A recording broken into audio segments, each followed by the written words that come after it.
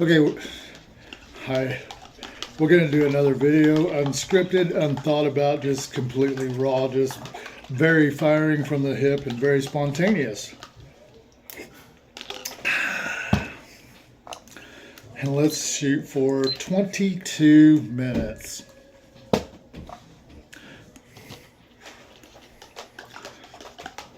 You know what's crazy about this YouTube channel I got going on?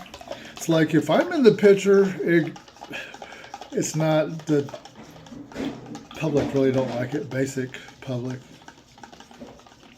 You like that term, right? Basic public doesn't like it. But if you take me out of the picture and it's just my voice showing something else, and then all of a sudden it gets like 1,000 views.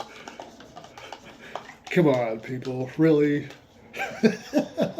Maybe I should just go to doing voiceovers and nothing else. No, but seriously,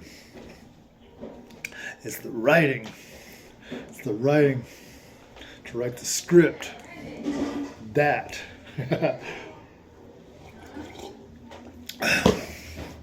Wait, I want to show you something really badass. And tell you a story to it. Now that I just thought about it. That's kind of on a whim.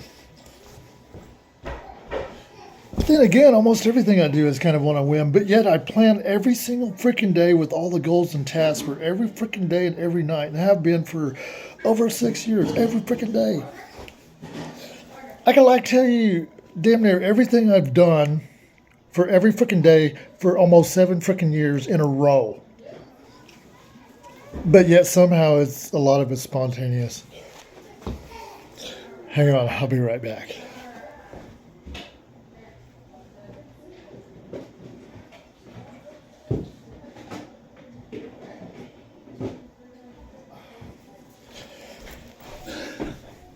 This little hand, check this out.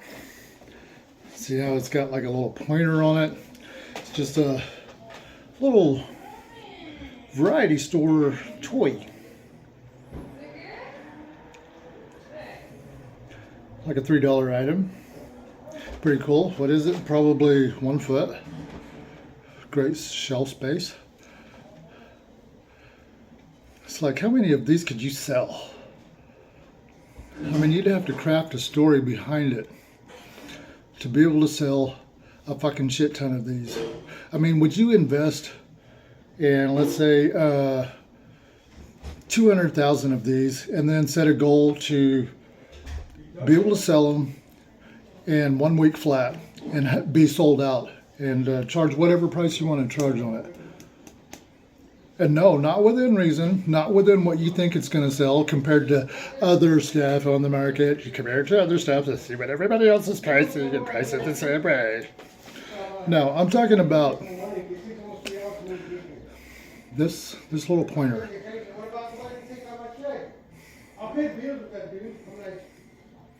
Oh, hang on, let me shut the door. It's like the other people that live in this apartment are getting kind of rambunctious. Yes, there.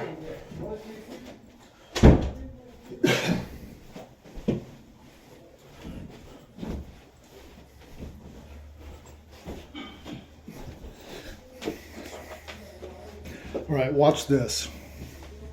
Did you know leverage is all about leverage? And the further away out that leverage seems, to the untrained eye, you'd think, what I'm doing where I'm at, it's not even going to make any sense. What's the sense in even doing anything? But let's just say you got a small handful of words. That's your leverage. And say your leverage can only turn 1 inch where you're at. And that's your power play. 1 inch. From one end to turn it all the way around like that. 1 inch. That's all you can turn without breaking your own arm.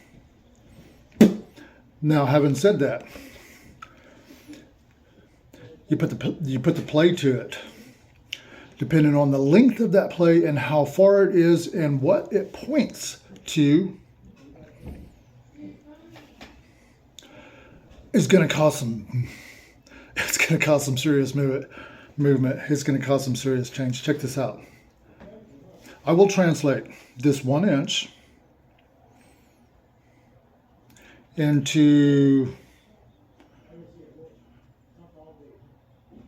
2 feet of distance.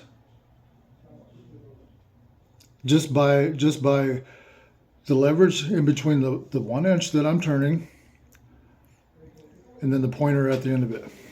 Look at this. Watch this. Okay, if we needed to put a gear here and say it was a real small space and you needed to use an actuator, which would be like something with a gear on it with a couple of teeth on it, and that was only 1.5 inches long of teeth, that's the rules, and then another gear that's only 2 inches radius with no more than 51 teeth on it, and then another gear that has 101 teeth on it, and you need to put it in an area that will translate this 1 inch into 2 foot of radius turn. Well, it turns out you don't need all that. All you need is to be able to turn that 1 inch right there. See, if you look at my fingers, watch this turn. That just turned 1 inch, a little 1 inch circle. Put that leverage on it, you turn that same circle. That almost fell out of my hand. Check it out, wait for it. We'll use this till I kind of hold it up. That 1 inch will translate 2 foot. See the distance at the end of that pointer, all the way from there to there. Just because of that silly little toy. Because of that silly little toy, you were able to translate what you were pointing at with that red hand, that stop sign. Pretty cool, huh? Anyways, the story behind that, a couple years ago, I know a guy, a product developer, or a wannabe product developer. Matter of fact, it was like 13 years ago. He was trying to make this toolbox. Well, he had seen this toolbox. It came out in Lowe's. It was by Cobalt Tool Company, a very successful company right now. And they had made this toolbox that had these levers to where you push the handle down and it opens up the lids and the trays like that. So you got your toolbox, you set it down, you push down on it, boom, opens up. You pick it up, lift it up, boom, it closes it. It's a push and pull thing. One is the pushing down of your power, and then the other is the gravity of the toolbox itself. Okay, now it was a terrible, terrible flop. And the reason being it was a terrible flop was, for one, people were using it in the wrong ways. They were trying to use it as a heavy-duty toolbox. And for two, it had a spill factor. And they never corrected those things and never put it back on the market. It was like a quick wham, bam, thank you, ma'am. It showed up in all the Lowe's across the United States that I know of, or a few around the Midwest here. But anyways, it got taken off the market. But anyways, I thought if somebody put more solid actuators at each end and the handle that goes across and use gearing instead, to where those gears are strong enough to where it's not going to bind up. You ain't going to be able to push any pressure more at this end or that end. You can pick it up anywhere, have it anywhere, carry it any way you want, pick it up, set it down, boom, bam, opens up. Had names for it, the Tool Boss. But anyways, that ability to translate those gears into that, this person that was trying to develop that product was making phone calls to these gearing companies, talking to engineers, telling them what he needed to do. He needed to have, the rules were that he needed to have those couple of gears that I just mentioned earlier, but the specs were a little more in-depth, very in-depth, and to be able to translate that 2 foot of opening like that in that small space. And they all agreed that it was a good question, but it couldn't be done. Not with just those 2 gears in that small space. They were all saying the same thing. They're like, it's like, yeah, it can be done, but not with those 2 little gears that you're talking about. It can't be done like that. It would take more gearing. And that went on for several months. several phone calls here and there before finally figuring out it's like there's got to be a way. Just set it down. The answer will come. And then one day after lunch, you know those little Igloo lunch boxes. It's got a handle that slides over like that, or not slides, but turns over like that. The handle itself, it lifts up and it kind of locks the lid on because it's got these little notches on it, and you pull it down like that. Then you take the lid off. Okay, this guy had his lunchbox and he had a bad day, and he throws it on the wall right there. You know, living in a freaking shed. There wasn't even a freaking house. Barely had electric. No bathroom. You had to go to the bathroom outside. But anyways, throws this freaking toolbox on the thing like that. And the box tumbled like that. Boom, boom. And then he's seen it. The way that handle hit, he's seen this fulcrum, that little bitty 1-inch translation, translate that whole thing. That whole thing like that. Okay, now having said that, the reason... check this out. The reason the engineers said it wasn't possible because the person that was trying to develop that product was asking a question that didn't need to be solved. There was not a problem there to be solved. See, there didn't need to be any gearing.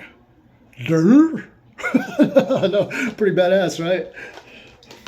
I mean, kind of gearing, just an actuator and that little 1-inch wheel. That's it. That is it. Crazy. Crazy, right? Asking a question that don't even need to be asked. And you know, I think we do that a lot. And we don't never realize it. And we really take the scenic route on stuff when we really don't need to. When we can go straight to the, there it is. But you know, that goes into a whole nother thing. It's like if you're talking tying some deals together that you've never done before that are really big, it's like that perception of the people involved, the perception of the money involved, the perception of the legalities involved, the perception of the repercussion of doing things wrongly, accidentally, and then having to deal with that shit. The ability to handle the emotions. It's like, damn, if you're a person that has always had emotional disorders since you were just a little kid and all the way through your life, it's like you'd look at something like that and be like, ain't no way in hell. I ain't even gonna try that. But what if? What if it was just a matter of the way you was looking at it all wrong? Get tripped up in it this way, looking at it wrong, looking at it all wrong. You ever heard that old saying, you're looking at it all wrong?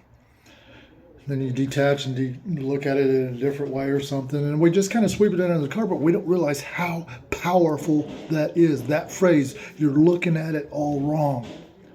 That's it. It's just a matter of the way it's being looked at. Say if we have a problem, or even a solution, or even a dream, or a vision, or anything. Wait.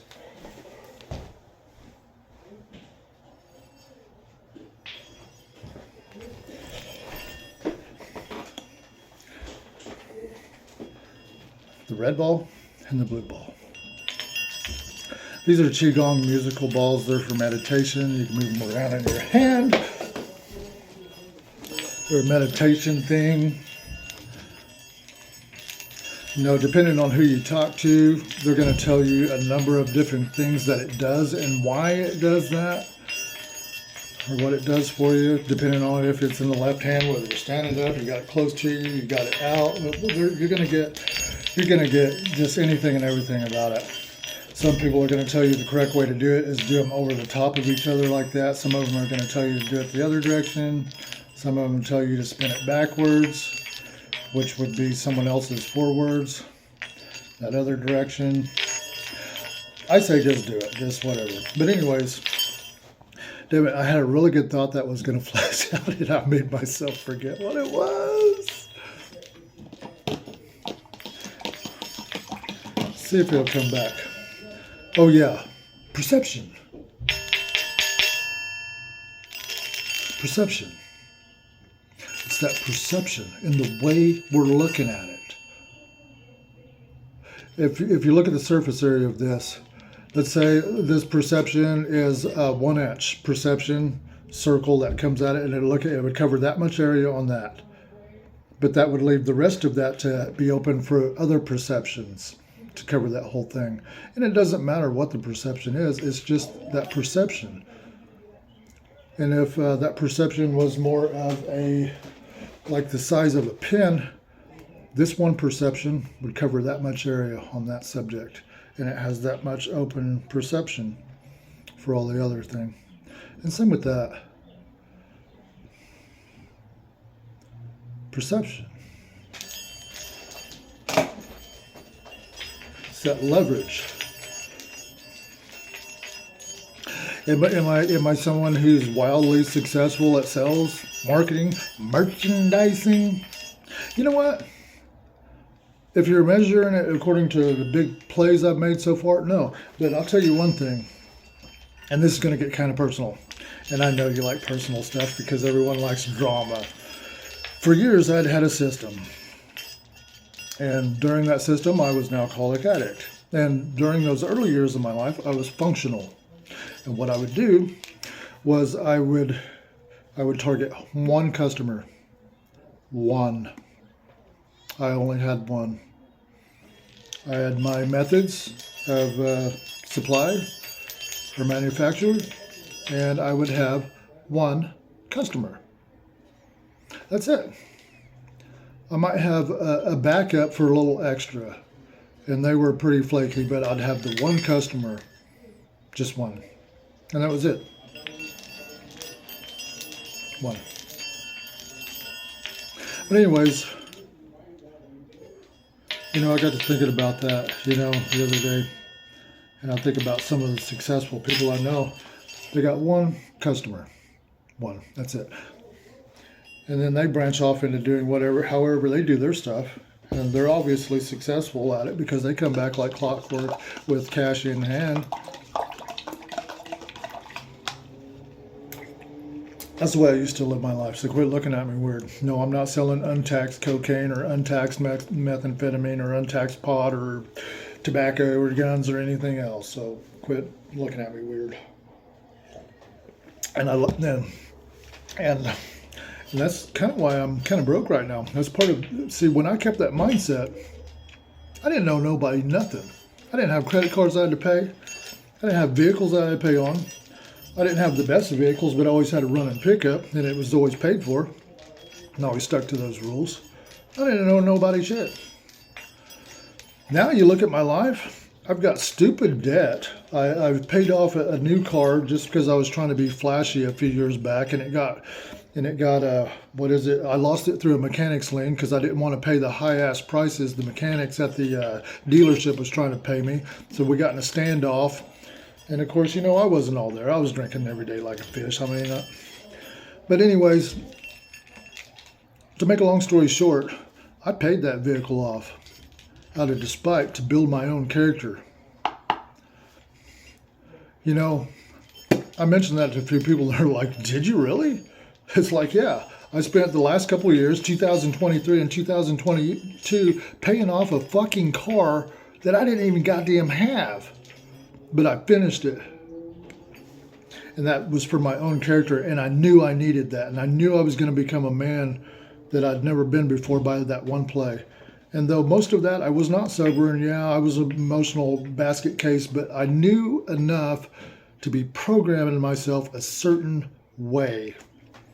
And then finally, at the turn of the New Year's, exactly 2 years ago, a little over 2 years ago, I'd found a jumping off place. And that jumping off place was the simple fact that I'd found hope, and it was just a small little glimmer of hope. And this was the hope. I was growing weed at the time, untaxed marijuana, yes, indoor up, a little bit of hydroponic, a little bit of drip system, a little bit of soil grows, just whatever. But anyways, I was experimenting with these bonsai plants where you deliberately mess up the beginning stages of your seeds, and it really stunts the plant to where it's real. You can make this little tabletop thing, and you can have the roots coming out of it, and you just water it a lot, and it just shows the roots, and you put little rocks and stuff in it, and it has little buds, and it looks like a little tree, a little bonsai tree. Not nothing you smoke or nothing. But anyways, having said that, when a plant gets messed up like that, they're stuck like that. And I thought that's the way people were too in our psychological facilities. Like if you got emotional immaturities, like if you had a rough start when you was a little kid, in those early development stages, you're going to have those emotional disorders and stuff like that. And you're just going to be stuck with it the rest of your life. You can be 7 foot tall and you're still going to be that stuff. But anyways, I discovered something. I was studying a little bit about these, I can't remember what they're called. It happened so quickly. But anyways, it's a type of root system that is basically roots that you can put onto other roots to make your plants healthier. It's some kind of mycorrhizal or something. It's some kind of fungi. The people in the shroom industry that can tell you all about it, but check this out. This is so cool. Took that little plant. I had a couple of them at the same time. And I was doing an experiment to see if you could get them to grow bigger or whatever. And by doing that and putting those into those other pots and putting those root transplants onto it and put it into a lot bigger pot with a new medium, guess what? They come out of being stunted. They grew. Not as big as what they would have if they wouldn't have gone through that, but they still grew big enough to make it really worthwhile. When you're talking about something that's only this big going to something that's 3 or 4 foot tall, that's massive change. That's massive change. And then I remember I was sitting there and I was doing my notes, and I wish I wasn't drunk at this time because I would have had a lot better notes. And I was writing my notes on my grow ops and stuff like that. And I remember looking at that, and it hit me like a ton of bricks. I mean, it actually got me on a crying drunk, if I remember right. And I got to thinking, oh my God, it's like, there it is. Holy shit. What if we're like that too? Because that's what I'd resign myself to, just live the life of an alcoholic addict and just die like that. Because what's the sense of even being sober if you're going to have all these emotional immaturities and you can't function with the fuck anyway? See, that was my mindset. So it's like, I'll just try to be the best person possible with some decent standards and just finish it off. You know, that was my mindset. But once I seen that, I knew if it happened in nature like that, it'll happen in the human psyche. Anyways, that's 22 minutes. And I didn't know that conversation was going to go like that. See, this is what you call getting in touch with your feminine side, your feminine thinking patterns, you know, all over the place. It's like you get all these topics up in the air and you don't close none of them, you know, just get it all up in the air, just whatever, just spontaneous. See, it has value to it. You don't have to always talk to get to a direct point. You don't always have to make sense. You don't even have to finish your conversation with a closer. We can finish our conversation with, I have no idea what I was trying to say. But there you go. I guess somebody else can pick up the ball. And they'll see where he was playing off of. And they'll be like, oh, there's that. Bam. And then they expound on that. And it's like, oh, cool. Thanks for grabbing the ball and bringing that to awareness. So, anyways, it's a long day in school. And anyways, I'm going to come out of the closet about something. You know, if you look at all my calendars, I've got a red dot and a blue dot that I keep on my calendars. You'll see on every single day for almost the past 7 years. The blue represents my writing. The red represents product development.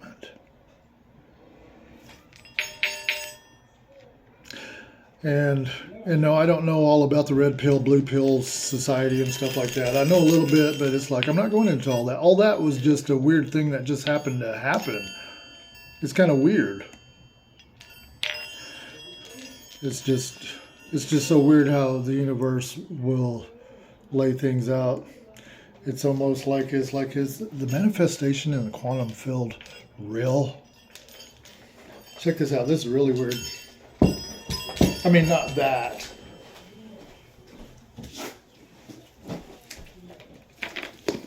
This. One of the funnest books ever made on God's green earth. If you want a book that's fun, if you've never read a book that's fun, that you get a lot of laughs out of, and you can get a lot of, oh my God, out of, and just a lot of, oh my God, that's it? And then you think, oh my God, that's it. Yeah, but anyways, this book, Sam Walton. But anyways, I just came across this book not too long ago. I can't believe I didn't read this years ago. Anyways, it's got these little red and blue dots through here. It's just weird little, to me, like that. It's just these weird little synchronicities to me. Blue dot on celebrity, blue dot or red dot on family. Let's see, red dot on competition, blue dot on partnership, red dot on money. It's like, did Sam Walton choose that? Did he have something going like that? With these little dots? Oh, we're going over 22 minutes. Anyways, no, check this out. I got to thinking, since I've been here in the NWA, and I pretty much ride past this man's graveyard damn near every day on my bicycle. And reading this stuff and just working, the retail floor and working the fuel station at Walmart, it's like I'm living a dream. It's just so cool. It's like some of the dudes I work with, it's like we'll put on some old-timey music and stuff, like that would have been time era of that, and jazz and stuff. And myself, I pretend like I role play. I pretend like I'm Sam Walton, like back in the day, adjusting products on the shelf and greeting customers and doing the basics, and just really daydreaming. That's what I'm doing there. I'm pretending, and I'm trying to figure out what the hell did Sam Walton have that was so much different from all other men. I know here's the clues. Just stay with me. One, if you read through the books and just archives and stuff like that about Sam Walton, he had this weird way. This word keeps coming up over and over and over. Hero.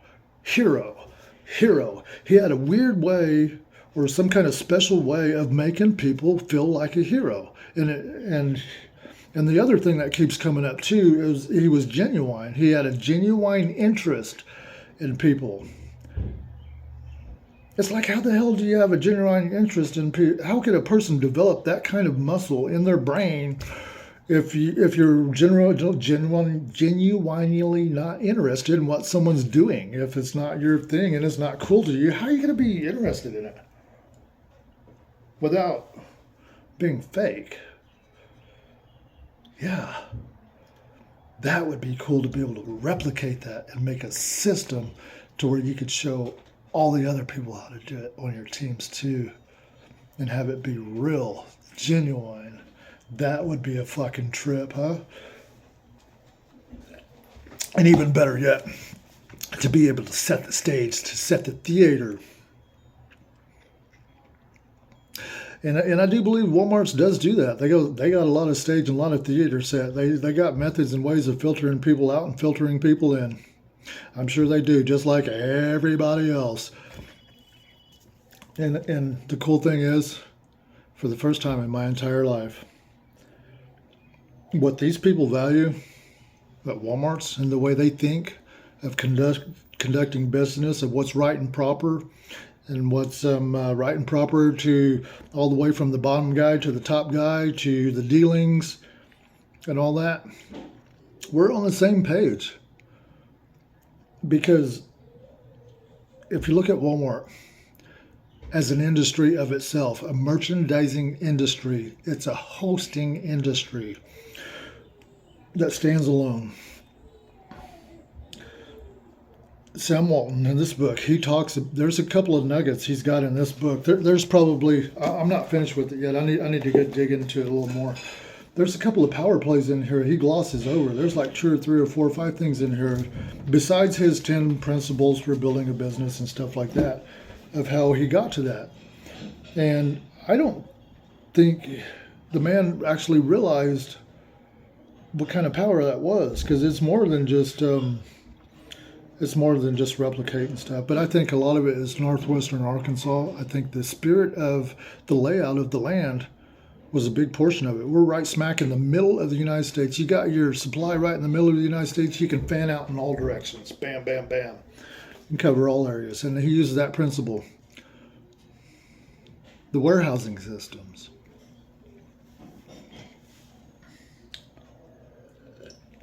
And you know what? We're going into 29 minutes of etc., etc. It's almost time to go to work. This is going to be exciting because right now, the archetype of shoppers is basically looking like there's like about 6 kinds and 2 of each in each of that kind if we oversimplified it. And then after that, it's like, what's the theater of how to conduct yourself with each type of shopper? It's so cool too, because it's like to learn this kind of stuff with this kind of repetition and this quick and these little micro bursts. I'm not there yet, so I'm kind of getting ahead of what I've got going on. If you want to get into some serious sales, some serious negotiations, work in a gas station or in a store, a convenience store that's so fucking busy that they can't find help there because it is so fast and so much, so quick that people can't handle their emotions when things go wrong. When people are in a hurry and everybody wants to be first, when you got pumps going wrong, when your computer's jamming up on you, when you got 2 registers shut down and you can't do nothing and you're by yourself, then you've got to deal with your own emotions and talk to those people standing before you, all being pissy. But most generally, there's always 1 or 2 that has a good attitude. I think that if you can hack it, if you can stomach it without freaking out, I think it makes a person to even further solidify their emotional disorders. Like if you've had emotional disorders from either alcoholism or drug addiction or even some kind of post-traumatic stress disorder that you experience, not even being an alcoholic or addict or nothing, something where it really made your emotions very hard to not suppress, not to handle, but to process in a healthy and, proper way, according to whatever public you're dealing with. I would say some kind of job like this will really help to... Shoot, I haven't even been doing this stuff a month, and it's like I'm already changing into a man that is just... I'm changing into a me that is a me that I've never known before. And it's amazing, and I love it. And I'm curious to see how far it goes and how high you can take it. It's like exactly how well can I get to where I can handle my emotions? How well can I handle, how do they say it? The poker face? I never had no poker face. I've never played no damn cards. I can't bluff somebody. I'd rather just be straight up and throw it all out on the table. Okay, 32 minutes, 57 seconds. Finish my homemade health drink I got going on here. According to what I've learned in these past couple months about, where the body maxes out and where the fatigue happens, where your heart flutters and your lungs flutter and your legs get jammed up or your muscles get jammed up. Fatigue, when you reach your max, after a sprint with heavy work, and trying to figure out that breaking point and figure out ways of how, if a person could really manage their heart and really manage their lungs and really manage the process of fuel going through their muscles and being processed out, the fuel being burnt, they could probably do some really seriously athletic stuff without being so athletic, without just by doing that. And, I've seen this personally. Not personally, but, personally. Okay, let's say you see a guy that's full of muscles, abs, boom, bam, bam, eats right. I mean, just the whole deal. I mean, and authentic, too. And then you see another person, let's say a Guatemalan person, in their 60s, upper 60s, mid 60s, haven't smoked cigarettes a big portion of their life. They're carrying a pack on their back that's 80 to 100 pounds and do a 3-hour trek through the hills back to their house in their village or whatever. And do that commonly. But yet be looking like they're a little overweight, but have a little pudgy belly and stuff like that, and not be full of muscles. It's in the mind. It's in the mind. It's that perception. freaking crazy. It's all about perception. It's like, wait a minute. It's like I can change my perception, because it's like to change our perception. That's what a lot of us are doing anyway. That's why most people drink. That's why most people drug. That's why most people use nicotine. It's like we're trying to change our perception to get a better perspective.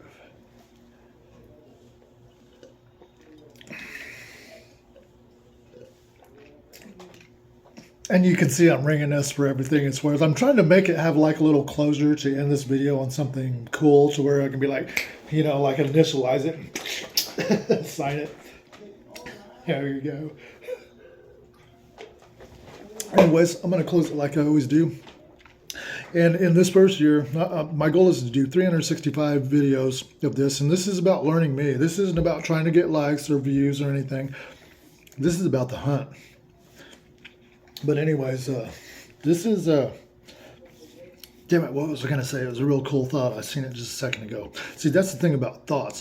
Thoughts are like a puff of smoke. It's like you need to catch it quickly, because it dissolves quickly, and then you can't see it no more.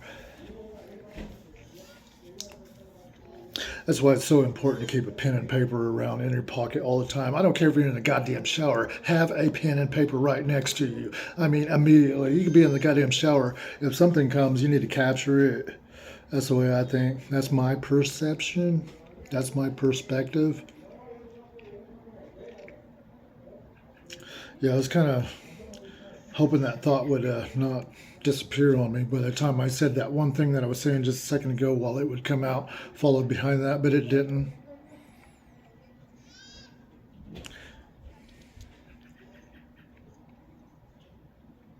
Okay, I remember what it kind of was.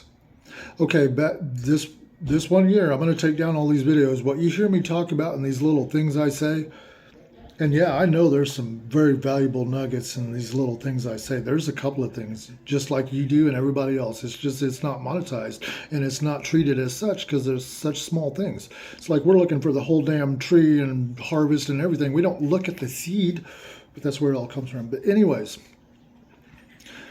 it's all about psychological facilities and emotional facilities and the relationship of whatever is currently going on. That's the study. But anyways, at the end of this year, I'm going to take down all these videos, and I'm going to take all the best ones, and it will no longer be public. So if you found yourself on my channel to where you hear what I'm talking about, and I'll share some of these things. There's things I don't share with people. The personal notes I keep in my pocket that I look at every day, and have been for the past several years, to my own little pointers to keep me on my own conception of what love, success, money is, family, past, present, future. Things to keep that pointing in that my own commander's intent for my life that I go by. I have that. I think that alone is just so valuable. Commander's intent. It's almost like, it's not a slogan, it's not a motto, it's just a small handful of words of what we're trying to do overall, that everybody can govern themselves according to that. It helps so much to loosen everything up and get everything rolling so quickly. That goes into a whole other thing where now that I can see a little bit more, I can see where I've sabotaged myself in the past, to where a ball got rolling so quickly, so where I could have been successful several times by accidentally tapping into this power, that flow, by flipping the energy in the other direction, to where it is a flow, it is a stream, it is ridiculous. It is just abundance. I don't even know what the hell you would call it.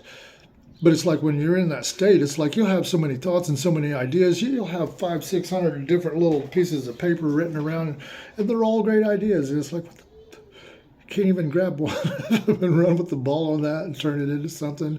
And then if you do, it starts moving so quickly you don't know how to handle it. Yeah, it's crazy.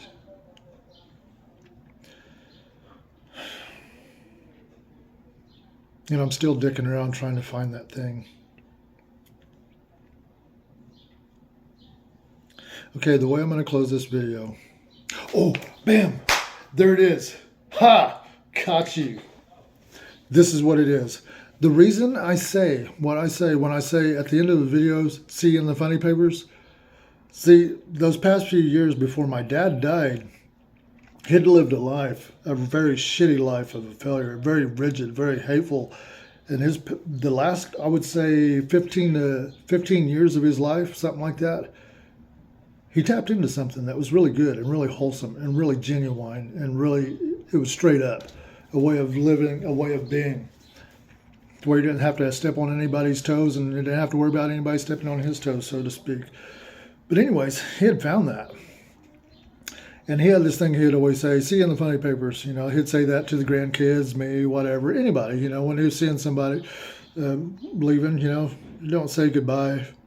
I think that's kind of a Cherokee tradition. There's no words for goodbye in that. They don't believe like that. They say we'll see one another again. But he would always say, see you in the funny papers. It's almost like he had tapped into something to where he knew every serious thing, all the difficult, crazy shit always flips into something lighter, silly, funny, where it's like, damn, never looked at it that way. And you think, my God, it's like we did all that craziness and all that rigidness, and when it didn't have to be that way, you can just have a good laugh at it. But that's what he used to do. So I kind of carry that tradition. So I'll probably do that probably for the rest of my life. When I finish a video or whatever I'm doing here in the future, see you in the funny papers. And, oh wow, it's already time to go to work. Time to play. It's time to role play. Oh, you like role playing, do you? So anyways, see you in the funny papers. Have a good one.